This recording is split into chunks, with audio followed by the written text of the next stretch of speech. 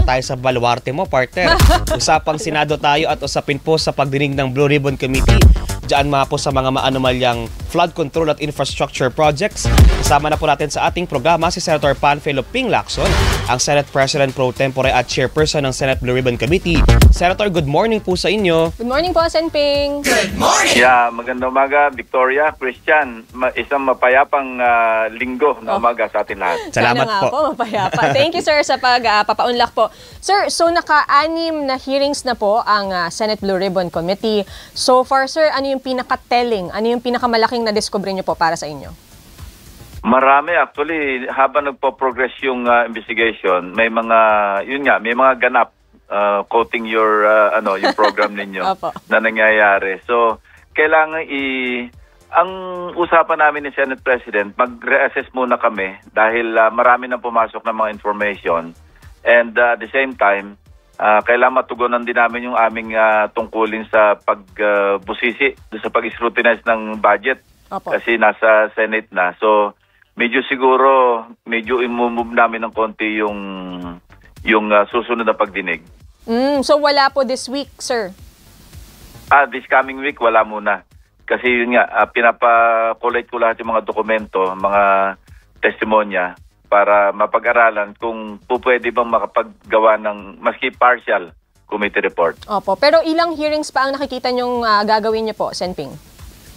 Iyon ang hindi ko pa masabi dahil kung may mga bagong lumalabas na mga testigo at masustansya yung sasabihin at meron pang mga kakulangan na dapat pa mapunuan, tatawag tayo ng pagdinig. Pero kung paulit-ulit lang at saka masa-sidetrack o kaya palis yung direksyon ng inquiry, yun nga yung i-assess namin kasi medyo lumilihis na.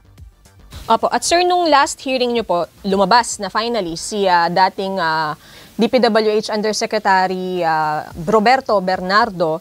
Ano po ang tingin nyo sa kanyang testimonya, sir? Idinawit po niya si Senator Cheese Escudero, former Senator Bong Revilla, Nancy Binay, si COA Commissioner Lipana at si Yusek Trigiv Olivar ng DepEd. Pati si Zaldico. Yes. Sa tingin ng mga kasamahan ko doon, parang may kulang, parang hindi kumpleto yung kanyang binanggit. Lalo pang at may mga katanungan na dapat masagot, kulang. So i-recall natin siya dahil open naman siya. The 10th anniversary Grand Voyage is an extended celebration packed with rewards, memories, and missions. So kung meron, pwedeng tumawag ka ng pagdinig. At saka yung kay Gutesa, may mga ika-clarify sa kanyang testimonya nung Huwebes actually. Opo. Sir, tingin nyo meron pang mga hindi pinangalanan si Bernardo? Yun ang tingin ng karamihan sa aking mga kasamahan sa Blue Ribbon. At ako, I share yung kanilang observation na parang hindi may napangalanan at parang may wini-withhold pang mga information. Siguro, hindi ko rin masisi, baka naman naghahanap pa siya ng, kasi kailangan may reference If you remember, pag habang nag-narrate siya o binabasa yung kanyang sinumpaang salaysay, meron siya binamagit na Annex A, mga annexes. Ibig sabihin, meron siyang record o dokumento na pinaghuhugutan ng kanyang sinasabi. So pwedeng hindi niya binanggit pa kasi hindi pa niya nakukuha yung mga records para masusugan o masuportahan yung kanyang salaysay. So possible ba, sir, na more senators, more congressmen pa ang mapangalanan? Ayaw ko mag-speculate kasi yun din na observation ng karamihan, bakit puro senador yung kanya nabanggit. Correct. Ang isa lang yung congressman o congresswoman na nabanggit niya, pero yun ang hinahanap nga nila. So hintayin natin kung magpapasabi naman yun kasi very close naman yung aming coordination with the DOJ Secretary Remulla sa lahat ng mga nag-share kami ng mga information, pati kung kailangan nila yung mga tao doon dahil ini-evaluate nila yung admission sa Witness Protection Program, agad-agad pinapadala namin doon Pero tama po ba sa ngayon, Senator, itong sila Yusek Bernardo, sila Ginoong Orly Gutesa ay within the custody of Senate? Yes, nandiyan pa rin sila. Except si Yusek Bernardo, hindi naman kasi na-contempt Walang nag-move walang nag-submit ng motion para siya i-contempt. So, libre siya actually. Pero I think na may usapan sila na under protective custody siya ng WPP o ng DOJ for that matter. Si Guteza, sir, si Orly Guteza, hindi naman siya kinontempt, di ba po? Parang he was allowed to go home. Yes, hindi siya kinontempt. Wala rin nag-motion. Okay. Pinatawag siya sa DOJ, yun ang huli naming nabalitaan, pero hindi siya sumipot. Opo. And speaking of Ginoong Orly Guteza, Senator, medyo mabibigat din po yung kanyang mga binitiwang testimonya doon sa ating pagdinig. Pero it turns out na hindi daw po pala acknowledge nung abogado kung saan ni-notarize yung kanyang mga statement. Paano yun, Senator? Yes. Napag-alaman ko na kasama pala sa function ng executive judge, in this case, City of Manila, kasi Ermita, Manila yung address noong ni Atty. Espera. So, kasama pala sa function niya yung mag-imbestiga ng violation ng mga dokumento patungkol sa yung pagnonotaryo, yung mga notarized documents. So, ipaubaya namin yung aspeto na yon para malaman kung totoo bang sinasabi ni Guteza na humarap siya sa notaryo publiko at kontra naman sa sinasabi noong sinasabing nag-notarize na hindi. So, i-resolve yun ng executive judge, si Judge Carolina Sison, no? Opo. Siya yung executive judge sa Manila. Makikipag-ugnayan kami sa kanya. Titingnan namin kung makakakuha kami ng kopya sakaling ma-resolve niya yung issue na yon. Ang dinig ko nga, early next week, magpapalabas siya ng mga subpoena kay Guteza. In fact, pinakuha niya yung address ni Guteza kasi wala doon sa, hindi niya makita sa affidavit. So, binigyan namin sa opisina niya yon at mag-i-issue ng subpoena kay Guteza, kay Atty. Espera, and probably, pati kay Senator Marcoleta kasi siya yung nagpresenta sa kanya bilang testigo. Kumbaga parang hindi din po tayo ganun fully nagtitiwala doon sa mga binanggit niyang mga pahayag sa pagdinig kasi nga po may gantong lumutang na questionabling paglalabas po niya ng mga testimonya. Hindi naman kasi alam mo yung kanyang affidavit, sinumpaan niya rin naman yun sa Blue Ribbon eh. So yung aspeto na yun, wala ako nakikitang problema. Dangan nga lang, kung mapapatunayan na nagsinungaling siya doon dahil tinanong siya ni Senator Marcoleta, ikaw ba'y nagtungo sa notaryo? Ikaw ba mismo nagpanotarize? Sumagot siya ng opo. So, ibig sabihin, kung sa aspeto na yon, na kapag sinungaling siya, assuming na totoo yung sinasabi na to ni Espera, kasi hindi naman tayo para maghusga doon, bahala na si Executive Judge na mag-determine kung sino sa kanilang dalawa nagsasabi ng totoo. So, assuming na totoo si Atty. Espera, at nagsinungaling si Guteza sa komite na sinasabi niya nagpanotarize siya pero hindi naman pala, medyo maski paano, magiging suspect yung kanyang testimonya, yung kabuuan. Kasi mismong mga abogado, sinasabi na pagka nagsinungaling ka sa isa, parang may implikasyon na pwede ka nagsinungaling sa lahat. Possible po bang ipatawag din po natin, Senator, sa susunod na hearing ang Malacanang, ang mga opisyal po ng palasyo? Kasi nabanggit po ni Yusek Bernardo ang Office of the Executive Secretary doon sa kanyang statement na di umano'y involved daw po doon sa delivery ng alleged percentage ng kickbacks sa projects. Not yet, kasi ang tinuturo lang naman yung si Yusek Olaibar. So hanggang doon yung pwedeng ipatawag. Tulad yung kay Senator Nancy Binay, hindi naman siya direktamenting nakausap ni Yusek Bernardo, kundi yung kanyang sinasabing staff niya, no? Yung si Carlin. So hindi natin pwedeng pangunahan kasi hindi naman sila, wala naman direktamente. Unlike the others na sinasabi ni Yusek Bernardo na nakausap niya mismo, na mismong direktang nakipag-usap sa kanya. Opo. Pero sabi sir ni Yusek Bernardo, siya mismo dinala niya daw kay former Senator Nancy Binay yung pera sa isang bahay sa Quezon City. Hindi ko nakatsa tayo na. I-check ko. Kasi kung merong ganon, may direct na may direktamenting ibig sabihin testimonya kay former Senator Nancy Binay. Pero ang sinasabi niya, kausap niya yung si Carlin Villa ba yun? Oo.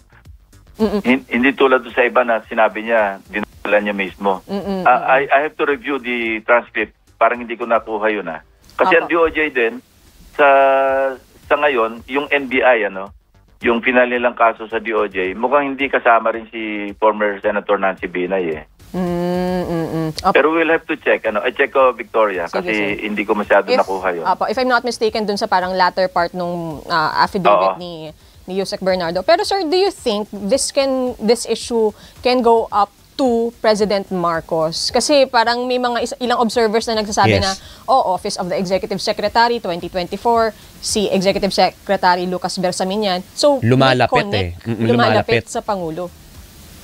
Mahirap pangunahan kasi hindi absence. Kasi sinabi ko na ito pupunta kami where the evidence leads us. Hindi pwede yung nag-speculate at saka kung walang basihan, mahirap maghusga nang wala tayong pinagbabasehan.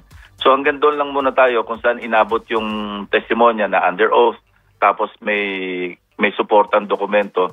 Kasi maski alegasyon lamang, at wala ka namang maipakitang pruweba para suportahan yung alegasyon, mananatiling alegasyon yun Tulad si Bryce Hernandez, di ba? Marami siyang sinabi.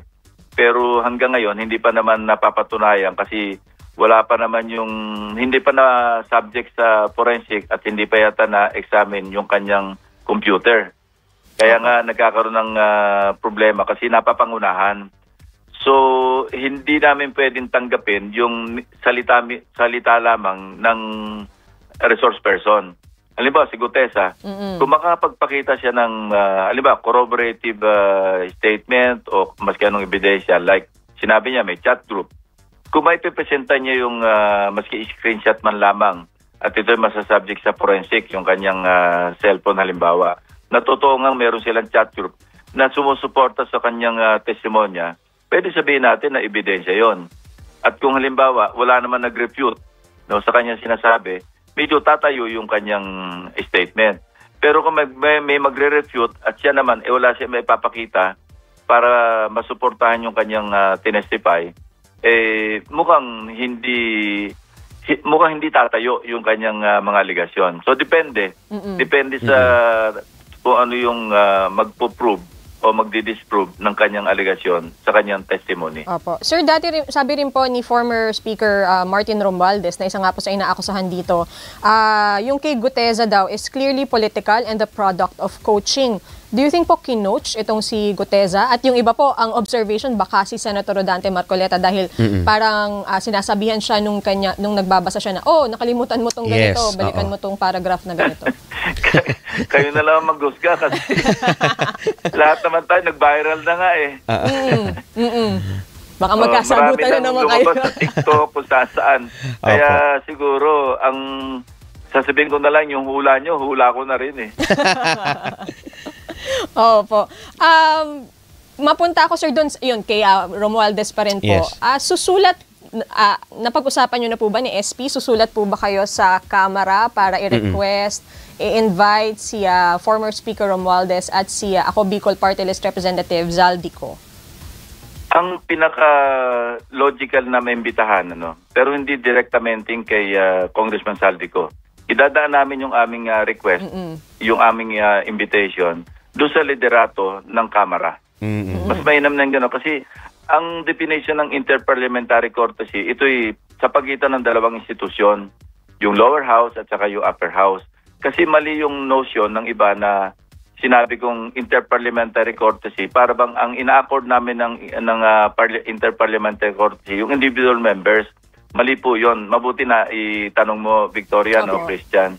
Yung that's not accorded to the individual members. Ina-accord dito mismong sa House of Representatives and vice versa. From the House to the Senate, kung meron man silang gustong imbitahan, ipadaan nila sa leadership para madesisyonan din, siguro, sa plenaryo rin, Halimbawa, meron kami gusto imbitahan, pinadaan namin kay Speaker Boji D.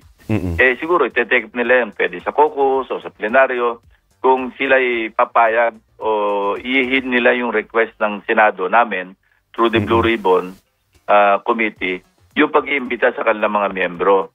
Ngayon, kung gusto naman nila magpaliwanag na voluntaryo, nagawa na namin yan in the past. Congressman Toby Chanco, nung tatandaan ko, chairman ako ng public order, si Congressman Veloso, nagpunta sa amin at nagmanifest. Pinayagan ko kasi sila mismo nagkusa. Pero para imbitahan namin direktamente yung isang congressman, Yun ang tinatawag kong violation ng interparliamentary courtesy. Parang wala naman kaming courtesy, hindi man lang kami for lack of a better word, pass-through. Hindi man lang kami nakitaan doon sa liderato ng Kamara. Opo, pero sure na ba, sir, nasusulat kayo or si SP sa House leadership? Yes, pag-uusapan namin yun sa komite at pag-uusapan namin ni Senate President kung marapat ba na sumulat kami doon sa liderato. But I think walang problema doon kung susulat kaming official letter na nire-request namin itong mga miyembro nilang ito na nabanggit at papayagan naman nila yung mga miyembro nila mag-attend, di mabuti yun para ma-enlighten din, maliwanagan natin yung takbo ng investigation, ng inquiry ng Senado. Opo, and in the event na kung sakali pong pumayag si Speaker D at umattend nga po si Congressman Romualdez at si Congressman Zaldico kapag umuwi po siya, ano po ang maaaring asahan po ng publiko sa magiging pagtalakay po ng Blue Ribbon kapag umattend po sila dyan? Well, they will be confronted definitely doon sa mga aligasyon na laban sa kanila. Kung gusto nila paliwanag, assuming na pinayagan sila at sila naman ay nagpunta, siyempre may mga dokumento, may mga pinakita sa Senado na pwedeng tanungin sa kanila ng mga senador. So doon iikot yung pagtatanong sa kanila. Apo, can they also be cited in contempt, Senator, kung kapag may mga hindi na satisfy from your end or hindi masagot o sa mga magiging tanong po ng mga members ng committee? I'm just curious. Yan ang hindi ko rin masagot kasi pag dumating doon, if it comes to that, meron nag-motion, siguro i-discuss namin yun as a Senate, as a body. Apo. Kung pwede mag-cite ba ng contempt ang laban sa isang congressman. Yes. At ikukulong namin doon sa Senate yung congressman. Parang sa tingin ko, as of now, hindi ko sinasabing ito yung pinal kasi hindi ko naman pwedeng unilaterally sabihin bilang chairman na ganito yung mangyayari. Kailangan laging collegial kasi yung aming decision. Remember, pag may nagmo-motion to cite in contempt of the committee, ito'y dinadaan sa botohan. Kung wala mag-object, edi carried. Kung may mag-object, pagbobotohan. Opo. At sir, sabi nyo nga po, kailangan na rin pag-usapan yung budget. Ano ang nakikita nyo pong solusyon para po siguro mahinto or mapigilan man lang itong mga insertion sa budget? Kasi sabi nyo nga po, original sin is yung Congress, yung pag-insert. Tapos lumabas din sa testimony ni Bernardo na NEP pa lang, National Expenditure Program pa lang, may mga pinapasok na. So how do we prevent this, Ping? May chance pa ba? Kaya ba? Self-restraint. Ang una, ito, maganda itong topic na ito kasi in aid of legislation. Ang GAA is a piece of legislation, di ba? So mag-exercise na kami ng self-restraint. Tapos saan, wag na kami mag-insert kay NEP man ito, kay sa House Gab ba, o sa Senate version, o sa BICAM, huwag na kami mag-insert doon sa mga, lalo na doon sa local infrastructure projects. Hindi lamang sa DPWH budget, kundi pati DepEd, yung sa DOTR, mga iba na meron ding infrastructure na nakapaloob sa kanilang budget. Kasi doon nagkakaloko-loko. Sabi ko nga, original sin, kasi saan ba nagsimula ito? Kung walang insertion yung mga senador, mga congressmen, walang paglalaruan yung district engineering offices sa buong Pilipinas. As, di ba, lumalabas ngayon, hindi lang naman Bulacan Nagawin nga sa Davao Occidental si Secretary Vince Dizon. Mas malala pa ngayon nakita niya doon 90+ billion. Pagkatapos wala man lang nakita na nagawa. So, kalat ito talaga widespread. Ang original sin, babalik tayo doon sa sino nag-insert. Ang hindi naman nakakagulat na kasi ito, ngayon lang naman nalantad at inamin ni Secretary Bunuan na sa National Expenditure Program pa lamang, nag-i-insert na yung mga senador, mga congressmen. So yun ang hindi po pwede kasi budget preparation yun sa executive branch yun Wala naman pakialam. Maghintay kami na dumating sa amin yung National Expenditure Program bago kami mag-amend. At pag-amend namin, sana magkasundo-sundo na kami. Huwag na kami makialam siguro sa level na lang ng mga big ticket projects para makatulong kami kung ano yung direksyon ng yung national program ng gobyerno, mapa infrastructure man, livelihood o social services.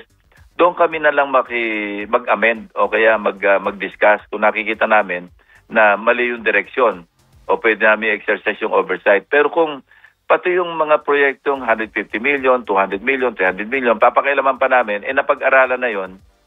Ang masama pa nga, yun nga, sa NEP. Kaya, alam mo, nakakita nga ako ng dokumento, yung sa 2025. Senate pa lang ito, hindi ko pa natatapos kasi meron din akong nakita doon na listahan ng mga congressmen. Hindi lamang NEP, yung kabuuan, sa Senate pa lang at least 100 billion Nagulat nga ako sa mga individual insertions ito Opo. Ito yung naka-FLR ngayon, no? Pagkalalaki. Never pa ako nakakita kasi nung araw nung hindi pa na declare na ang constitutional yung PDAF, nandun lang sa hundreds of millions ngayon ang nakita ko yung total kabuuan at least 100 billion. Dadalawamput, alam mo, almost all the senators in the 19th Congress, nakita ko doon sa listahan. Tayo ko na lang magpangalan kasi hindi naman kompleto yung 24. Go ahead, sir. Meron silang in-insert lahat ng almost all. Basta nakita ko doon. At saka ang lalaki. Wow. Bilyon na ng ang mga figures in the billions. At yung total, nakita ko yung total parang basta mahigit 100 billion sa between the yung members ng Senate lang. Hindi ko pa na scrutinize yung party naman ng House, pero ang haba na listahan din. Sir, baka ang sabihin nila, insertions hindi naman necessarily masama. Yan ay para naman sa constituency. Well, amendment yung insertion hindi illegal. Pero kung makakita ka ng insertion na 9 billion, 5 billion, 6 billion, isang tao, parang pinakailaman mo na yung buong budget. Sabi ka ni President Bongbong, di ba, bago niya pinirmahan bago nag-veto, sabi niya, hindi ko na makilala yung President's budget. And he was referring to the 2025 GAA, o yung GAB nung pinadala sa kanya, yung enrolled bill. Kaya nga ang dami niyang binito at the same time, marami naka for later release o yung tinatawag na for issuance of SARO. Naku, ang dami. Ang nadidiskaril kasi, yung programa ng gobyerno kasi pagka nabito o hindi na-release, ang magsasuffer yung infrastructure program ng government kasi hindi mo na-release, hindi nagamit yung budget. Para saan ba yung budget? Di ba? Investment yan Mag-invest ka sa infrastructure para may pumasok na investment. Para na sa ganun, magaang yung flow ng goods and services sa iba't ibang lugar ng kapuluan. Pero kung dahil na-discarril, yung national program ng national government at ito'y pinag-aralan nila based doon sa pinanggalingan nilang Barangay Development Council, yung mga local development councils na nag-prepare ng kanilang mga kanya-kanyang local development plans all the way to the RDCs. Kung na-discarril yun, di-discarril yung programa ng gobyerno na matagal nilang pinag-aralan. Dahil lamang sa okay lang kung yung sa oversight o kaya sa pagre-review ng Kongreso, both houses, maayos. Ang problema, pumapasok yung sariling interest. Ang iba nga doon, makikita mo, yung kanilang insertion, pansarili Grabe. Ang end state na nakikita nila, magkano yung komisyon Hindi yung yung makakaganda sa bansa So ilalabas niyo yan, sir? Yung kung sino-sino? Sa budget deliberation siguro, pwede kong tanongin ito. Bakit pinayagan nyo ba ito? Kasi pagbusisi, lalo sa plenaryo, gusto ko rin malaman ilan doon sa mga isiningit, yung mga insertions, ang na-release at paano na implementa. Tulad ngayon, may lumalabas na, di ba? Unprogrammed appropriations na-release. Hindi madaling i-release yan Kasi unprogrammed appropriations, sa ilalim yan ng Special Purpose Fund. Kasi tatlo yung laman ng GAA natin, regular budget, Special Purpose Fund, at saka yung automatic appropriation. Okay. Yung regular, ito yung mga regular items. Yung unprogrammed na nasa Special Purpose, ito yung augmentation standby fund yun pati nga yun, napakailaman bago mo ma-release yun, may mga patakaran dyan Kailangan meron kang excess revenue. Ibig sabihin, may pera ka sa treasury. Tapos yung pangalawa, kailangan may accompanying revenue measure. Ibig sabihin, may pinasa kang revenue measure, may pondo. Tapos yung pangatlo, approved loan. Opo. Naku, Senator, kailangan natin ng part 2 para sa mga panibagong information na yan. Sayang bitin. Pero maraming salamat po, Senator Ping, at aabangan namin ang next hearing ng inyo pong komite sa Senado. Maraming salamat po. Sa Senate, Thank you. sir. Thank you very much. Thank you po, Senator. Yan po si Senator Ping Lacson ng